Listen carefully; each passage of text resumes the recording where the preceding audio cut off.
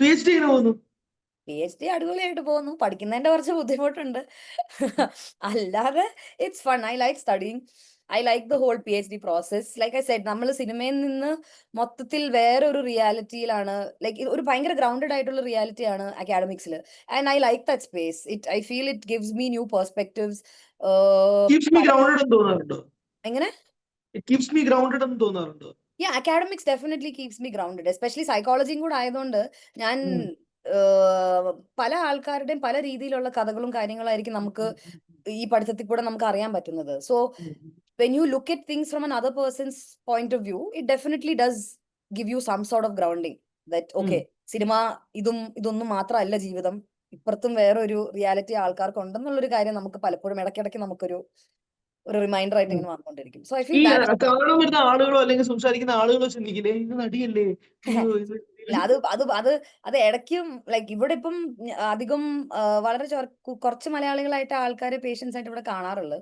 ഞാൻ proper therapy ഒന്നും അങ്ങനെ ചെയ്യാറില്ല. പക്ഷെ ഉള്ള മലയാളികൾ വരുമ്പോഴത്തേക്കും ഒബ്വിയസ്ലി യെസ്, അവർക്ക് മനസ്സിലാവാറുണ്ട്, ഞാൻ ചോദിക്കാറുണ്ട്. അവിടുന്ന് എങ്ങനെ അറ്റാച്ച് ആവുന്നത്? ഇല്ല, സ്റ്റാർട്ട് അറ്റാച്ച് അത് ആവുന്നത്? പലപ്പോഴും ഞാൻ അത് തുടക്കത്തിൽ അവർക്ക് മനസ്സിലാകത്തില്ല. ഏറ്റവും അവസാനം ആയിരിക്കുമ്പോഴായിരിക്കും മനസ്സിലാവുന്നത്. അപ്പൊ എന്നെ മനസ്സിലായില്ലെങ്കിൽ ഞാൻ നൈസായിട്ട് ആ രീതിയിൽ തന്നെ കൊണ്ടുപോയിട്ട് ഞാൻ മനസ്സിലാക്കാത്ത രീതി ടാറ്റ ബൈ ബൈ പറഞ്ഞിട്ട് ഞാൻ പിന്നെ അത് അവിടെ സോ ഈ ഞാൻ ചോദിക്കുന്നത് ഈ അക്കാഡമിക്സ് മുന്നോട്ട് പോകുമ്പോഴേക്കും obviously you will have to compromise on cinema, right? ചിലപ്പം അങ്ങനെ പോവുക, അല്ലെങ്കിൽ ഇതിന്ന് കോൺസെൻട്രേഷൻ പോവുക, അല്ലെങ്കിൽ നമ്മൾ എടുക്കുന്ന സിനിമകളുടെ എണ്ണം കുറയുക.